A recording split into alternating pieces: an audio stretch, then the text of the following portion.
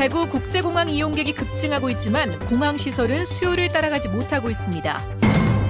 밀레니엄 베이비 이후부터 신생아 출생이 크게 줄어 올해 중3부터 학생 수가 급감했습니다. 고등학교 배정과 학급 운영에도 변화가 시작되고 있습니다. 대구 수성구가 전통시장 노점을 양성화합니다. 영세 노점상들에게는 영업을 허용하고 기업형 노점은 금지시킵니다. 중국 화장품 기업이 경산 화장품 특화단지에 공장을 짓습니다. 네, 시청자 여러분 안녕하십니까? 대구 경북 소식 전해드립니다. 1900년대를 끝내고 2000년에 태어난 아이들을 밀레니엄 베이비라고 불렀습니다. 새천년을 맞이한다는 의미에서 당시 출산이 많았는데 그 다음 해부터 신생아가 크게 줄면서 그 여파가 지금 학교에서 나타나고 있습니다. 2001년생들이 올해 중학교 3학년이 됐는데 학생 수 감소가 현실화되면서 고등학교 배정과 학급 운영에도 변화가 시작되고 있습니다. 보도에 조재한 기자입니다. 대구의 한 고등학교 수학교실입니다. 학생 수가 줄어들면서 생긴 빈 교실을 수학교실로 바꿔 수준별 수업을 하고 있습니다. 한 반을 약 20명으로 줄여 편성하고 교육 기자재도 개선했습니다. 전자칠판으로 하니까 지우는데 시간도 짧게 걸리고 수업하는데 집중도 더 잘 되는 것 같아요. 학교마다 학생 수가 크게 줄면서 교실이 남아돌면서 빈 교실을 활용한 교과별 교실 수업이 부쩍 늘고 있습니다. 현재는 영어 수학 과목 교과 교실제로 수준별 수업을 하고 있습니다. 한 번도 못할 질문을 2번, 3번 하게 되고 학생도 선생님하고 또 대화를 나누기 쉽고. 학생 수 감소에 따른 학급 운영은 앞으로 변화가 더욱 커질 전망입니다. 대구의 중학교 3학년 학생 수를 보면 2014년 3만 1천여 명에서 지난해 3만여 명으로 1,000명가량 줄었고 올해는 2만 6천여 명으로 뚝 떨어졌습니다. 2000년도 밀레니엄 베이비 이후 출산이 급감하면서 해마다 1,000명가량이던 감소폭이 현재 중3과 중2에서 4,000명대로 대폭 커졌습니다. 대구시 교육청은 교원 수급 등을 감안해 당장 학급을 줄이기보다 고등학교 학급당 평균 31.5명인 학생 수를 27~8명으로 줄여 교육 환경을 개선한다는 방침입니다. 급당 학생 수를 하향 조정해서 학생 수가 주는 이 부분을 교육 여건을 개선할 수 있는 그런 기회로 삼을 수 있는. 대구의 학생 감소폭은 서구와 남구에서 특히 커 고등학교 배정에서 원거리 배정이 늘어날 것으로 보여 그 부작용 줄이기에도 교육청은 고심하고 있습니다. MBC 뉴스 조재한입니다. 대구 국제공항 이용객이 지난해 200만 명을 돌파할 정도로 여객 수요가 급증하고 있지만 공항 시설은 이를 따라가지 못하고 있습니다. 그래서 한국공항공사가 내년까지 300여 원을 들여서 시설을 보강하기로 했습니다. 권윤수 기자가 보도합니다. 대구국제공항에서 티웨이 항공을 이용하려는 사람들이 길게 줄을 서서 수속을 기다리고 있습니다. 티웨이 항공은 지난해 대구공항에서 수송 분담률 32.4%로 1위를 기록했지만 탑승 수속을 밟는 체크인 카운터가 겨우 2개로 승객들이 불편을 겪고 있습니다. 반면 수송 분담률 2, 3위인 대한항공과 아시아나항공의 카운터는 무려 11개와 7개로 비효율적이라는 지적이 나오고 있습니다. 따라서 한국공항공사는 인천공항처럼 수요에 따라 카운터를 바꿀 수 있는 공용 여객 처리 시스템을 도입하기로 했습니다. 공용 여객 처리 시스템 등도 도입을 해서 승객들이 보다 편리하고 쾌적하게 공항을 이용할 수 있도록. 주차장이 부족한 것도 큰 골칫거리였는데 올해 안에 주차 빌딩이 완공되면 지금보다 480면이 늘어납니다. 주기장 확장과 화장실, 대합실 보수 등 내년까지 승객 편의시설 확충에 360억 원이 투입될 예정입니다. 또 오는 6월부터 공항과 동대구역을 연결하는 셔틀버스가 운행돼 공항 이용객들이 훨씬 더 편리해질 전망입니다. 대구시는 지하철역과 접근성을 높이기 위해 아침 7시부터 밤 10시까지 20~30분 간격으로 공항 셔틀버스를 운행하기로 했습니다. 공항에서 그 도시철도, 그러니까 동대구역까지 가는 그 부분을 짧게 가는 거기 때문에 택시 그에서 운전하시는 분이라든지 이런 분들이 그 부분은 사실 좀 싫어하는 그런 부분이고. 티웨이 항공이 오는 9월 일본 나리타와 후쿠오카 노선을 새로 띄우기로 한 가운데 늘어나고 있는 승객 수요에 맞춰 공항도 탈바꿈을 준비하고 있습니다. MBC 뉴스 권윤수입니다. 경상북도가 중국 굴지의 화장품 업체와 손잡고 중국의 화장품 수출을 추진합니다. 중국 업체는 경산 화장품 특화 단지에 대규모 투자를 하기로 하는 등 경북의 화장품 산업 육성에 청신호가 켜졌습니다. 중국 상하이에서 박재영 기자가 보도합니다. 중국 상하이에 있는 신생활그룹, 지난 2014년 연매출이 4조 8천억 원에 이르는 중국 굴지의 화장품 생산업체로 판매 사업만 10만 명에 이릅니다. 이 그룹이 경산 화장품 특화 단지에 대규모 투자를 합니다. 경상북도와 경산시, 대구 한의대, 중국 신생활그룹, 국내 화장품 기업 대표 등은 K뷰티 화장품 산업 육성을 위한 업무 협약을 체결했습니다. 외국 합작과 또 국내 기업과 상호 보완하는 화장품계의 새로운 그런 시장 개척에 엄청난 충격을 줄 것 같습니다. 그래서 이 기관들은 경산시 화장품 특화단지 조성과 중국 내 화장품 판매장 설치, 화장품 수출입 관련 기술 및 정보 교환 등 다양한 협력을 추진하게 됩니다. 신생활그룹 측은 경산 화장품 특화단지 6만 6천여 제곱미터의 공장을 짓는 한편 올해 2,000명, 앞으로 3년간 2만 명의 직원을 대구 한의대에 파견해 교육시키기로 했습니다. K뷰티 프로젝트가 상당히 의미가 있었습니다. 그리고 주변에 인프라가 구축이 돼 있고 그래서 세계로 가는데 손색이 없다고 생각했어요. 이번 협약으로 경상북도는 지역 경제 활성화를 기대할 수 있게 됐고 대구 한의대는 글로벌 코스메틱 캠퍼스의 명성을 얻게 될 것으로 보입니다. 나라 안에서의 교육을 뛰어넘어가지고 글로벌한 하나의 어떤 교육의 시스템을 구축하는 것이 앞으로 중요한 하나의 방향이 아닐까 이렇게 생각합니다. 화장품 시장에서 급성장하고 있는 신생활그룹의 이번 투자로 경상북도는 중국 자본과 요커 유치라는 두 마리 토끼를 잡게 됐다는 평가를 받고 있습니다.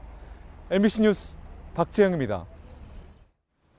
경상북도는 오늘 중국 상하이 세계 무역 상성 건물에 상하이 통상투자사무소를 열었습니다. 경북 상하이 통상투자사무소는 경북 지역 유망 중소기업의 중국 전시회 참가와 무역 사절단 파견 지원, 천연 의류와 화장품, 식품 등의 마케팅을 돕습니다.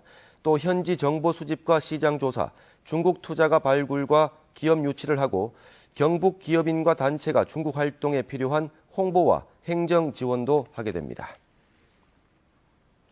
새누리당이 내일 국회에서 열 20대 총선 당선자 워크숍에서 유승민, 주호영 의원 등 대구 탈당파의 복당 허용 여부가 논의될지 주목됩니다. 특히 최경환 의원이 이 자리에서 전당대회 출마 여부를 밝힐지도 주목되고 있습니다.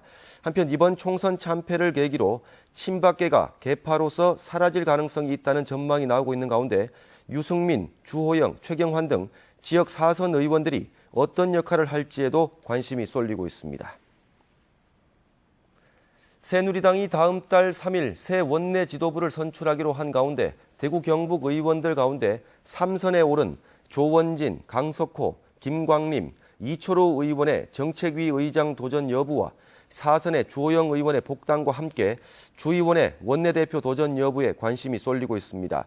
하지만 공천 파동으로 총선에서 참패한 만큼 원내 지도부 입성에 대한 부담이 커서 상임위원장 도전 쪽으로 방향을 틀 것이라는 전망도 나오고 있습니다. 대구 수성구가 대구 경북에서는 처음으로 전통시장 노점을 양성화하기로 했습니다. 영세 노점상들에게는 영업을 허용하고 기업형 노점은 금지시키겠다는 방침인데 반발의 목소리도 나오고 있습니다. 윤영균 기자가 취재했습니다. 대구시 수성구의 한 전통시장. 왕복 2차로의 좁은 차선이 불법 노점들에게 점령당하면서 차들은 중앙선을 넘어야 겨우 지나갈 수 있고 좁은 인도 역시 노점 좌판 때문에 통행이 쉽지 않습니다. 수성구는 빠르면 오는 9월부터 불법 노점을 모두 정리한 뒤 인도의 가판 형태의 공간을 만들어 생계형 노점만 허용하기로 했습니다. 차량을 이용한 노점은 여전히 허용하지 않고 기업형 노점도 배제시키기로 했습니다. 생계형 영세 노점, 이분들은 우리가 양성화해서 여기서 노점을 할 수 있도록 하고 기업형 노점은 그 대신에 할 수 없도록. 하지만 시장 상인들은 인도가 더 복잡해져 길 안쪽에 있는 시장을 사실상 죽이는 행위라며 반발하고 있습니다. 우리가 하지 말라는 뜻은 아니고, 그렇다면 이동을 해서 이 위쪽으로 해가지고 상권의 시장을 우리 시장과 같이 올리도록 이렇게 할 수 있지 않습니까? 그런 방법도 있거든요. 굳이 거기다가 그러면은 사실 현재보다 더 복잡해집니다. 공간이 한정되어 있다 보니 현재 60-70개 정도인 노점 중 절반 정도가 정리될 것으로 보여 노점상들도 예민하게 반응하고 있습니다. 구청에서 며칠 내내 간담회를 한다 하더라고요. 그걸 들어보고 난 후에 이야기가 돼야 안 되겠나, 진행이. 수성구는 오는 2018년까지 구비 9천만 원을 들여 목련시장뿐만 아니라 수성구 다른 전통시장 두 곳에서도 불법 노점을 양성화할 방침입니다. MBC 뉴스 윤용균입니다. 대구 서문시장이 오는 6월 3일 야시장 문을 열 예정인 가운데 100년 전통을 이어온 경주 중앙시장이 야시장을 개장했습니다. 행정자치부가 전통시장 활성화를 위해 전국에서 4번째로 만든 야시장인데 경주의 새로운 야간 명소가 될 것으로 보입니다. 김형일 기자가 보도합니다. 100년 전통의 경주 중앙시장이 야시장으로 새롭게 탈바꿈했습니다. 순대와 닭꼬치, 쌀국수와 같은 푸짐한 먹거리가 시장 골목길을 따라 펼쳐져 있습니다. 야간에 마땅한 즐길거리가 없던 경주에 새로운 명소가 생기면서 관광객과 시민들이 몰리고 있습니다. 젊은 사람 돈 벌고 우리 묵기 좋고 야시장 밤에 와가지고 진짜로 이래 사 먹을 데 없었는데 참 헐케주고 하니까 너무 기분 좋아요.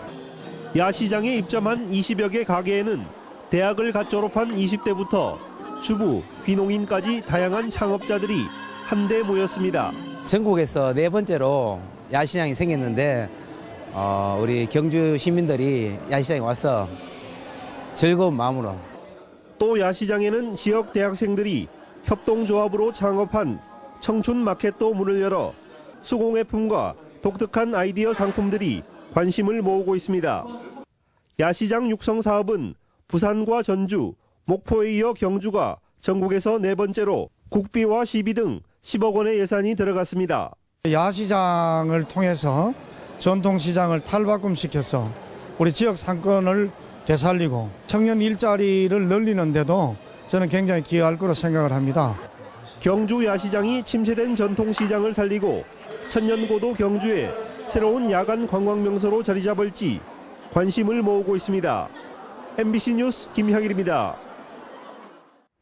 경상북도는 오늘 청년 12,000명 일자리 창출 추진 상황 보고회를 열고 60개 세부 사업을 당초 계획대로 추진한 결과 목표 대비 26%인 3,000여 명의 일자리를 창출했다고 밝혔습니다.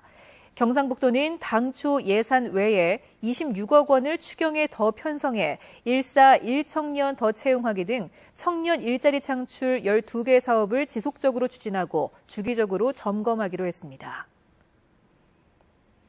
대구시의회 조재구 의원이 전기자동차의 범안로와 앞산터널 통행료를 오는 2020년까지 무료화하고 1600cc 미만 하이브리드 차량도 2020년까지 감면 기간을 연장하는 내용을 담은 대구시 유료도로 통행료 징수 운영에 관한 개정 조례안을 발의했습니다. 조재구 의원은 대구시가 전기차 선도도시로 도약하기 위해서 친환경 차량의 혜택을 늘릴 필요가 있어 조례안을 발의했다고 밝혔습니다. 신라 사찰 황룡사의 역사문화관 건립 사업이 지난 1월에 이어 또다시 유물 훼손 논란에 휩싸였습니다.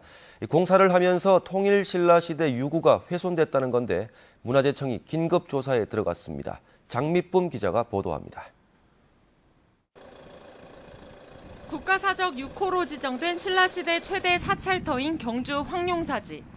황룡사 목탑의 모형과 사찰의 본래 모습을 가상 복원한 영상관 등을 갖춘 황룡사 역사문화관이 건립 중입니다. 그런데 이 과정에서 경주시가 무단으로 터파기와 배수로 공사를 해 통일 신라시대 적심석 등 유구가 훼손됐을 가능성이 제기됐습니다. 지난 11일부터 역사문화관 주변 280m 구간에서 굴착기로 깊이 1m의 구덩이를 파왔다는 겁니다. 경주문화재연구소는 문화재 훼손 가능성을 확인하기 위해 긴급 정밀 조사에 나섰습니다. 문화재연구소는 현재 차오른 물을 빼고 정밀 조사 준비 작업 중이며 주말쯤 구체적인 조사 결과가 드러날 것이라고 밝혔습니다. 경주시는 축대 등 부대 공사가 역사문화관 건축 허가에 포함됐다고 오판하는 행정 과실이 있었다며 감리업체에도 문제가 있다고 밝혔습니다. 경주시 자체 감사를 통하여 철저한 규명과 향후 방향은 문화재청과 협의하여 논의토록 하겠으면 앞으로 문화재 복원 사업에 대해서는 철저한 규명과 확인을 통하여 문화재청은 현행법을 정면으로 위반한 처사라며 경주시 담당 공무원과 시공업체에 대한 형사고발을 요구한 상태입니다. 황룡사 역사문화관은 지난 1월에도 신라 장방형 연모터 유구를 훼손했다는 논란이 벌어지기도 했습니다. 이번에 또다시 문화재 훼손 논란이 벌어지면서 오는 6월로 예정됐던 역사문화관 개관도 무기한 연기됐습니다. MBC 뉴스 장미쁨입니다. 경상북도와 새마을 세계화재단은 새마을 리더 해외 봉사단원을 한국국제협력단 코이카를 통해 선발하기로 하고 다음 달 9일까지 신청을 받습니다. 새마을 리더 해외 봉사단은 아시아와 아프리카 15개 나라에 있는 새마을 시범마을에 파견돼 14개월 동안 다양한 봉사활동을 하게 됩니다. 경상북도와 새마을 세계화재단은 지난 2010년부터 지금까지 11개 나라 30개 마을에 418명의 봉사단을 파견했습니다. 영천시는 오늘 김영석 영천시장과 포도주 생산 농가 등이 참석한 가운데 롯데 칠성음료와 한국 와인 산업 발전을 위한 업무 협약을 체결했습니다. 이번 협약을 통해 영천시와 롯데 칠성음료는 한국 와인 산업 발전을 위한 유통 활성화와 포도주 질 향상, 지역 사회 발전에 협력하기로 했습니다. 달구시는 최근 달성군 화원읍에 있는 H시설의 특별 점검을 해 장애인 입소자를 상습적으로 폭행한 혐의로 직원 김모 씨 등 2명을 장애인복지법 위반으로 검찰에 송치하고 혐의를 부인하고 있는 직원 A씨를 경찰에 수사 의뢰했습니다. 우리복지시민연합은 성명을 내고 당초 직원 A씨의 인권 침해 의혹 때문에 특별 점검이 시작됐는데 정작 A씨는 특별 점검 대상에서 제외됐고 수사는 3개월째 진행되지 않고 있다며 철저한 수사를 촉구했습니다. 영천의 한 폐교 운동장에 폐기물이 불법 매립됐다는 대구 문화방송의 보도와 관련해 영천시가 후속 조치에 나섰습니다. 영천시는 영천시 대창면의 한 폐교를 임대해 공장을 운영한 모 식품제조업체 관계자를 조사한 결과 음료수 제품 재고와 쓰레기 등 15톤가량을 운동장에 매립했다는 진술을 받고 폐기물을 제거하도록 명령하고 회사 대표를 폐기물 불법 매립 혐의로 형사 고발 조치할 것이라고 밝혔습니다. 오늘 오전 10시 10분쯤 포항시 남구 오천읍 길등제에서 해병대 1사단 소속 K-55 자주포 한 대가 전복돼 타고 있던 21살 문모 하사와 22살 김모 상병 등 2명이 숨졌습니다. 오늘 사고는 자주포 18대가 야외 전술훈련장으로 이동하던 중 한 대가 도로 옆 5m 아래로 구르면서 일어났고 타고 있던 나머지 대원 5명은 가벼운 상처를 입었습니다. 네, 지금까지 대구 경북 소식 전해드렸습니다. 시청해주신 여러분 고맙습니다.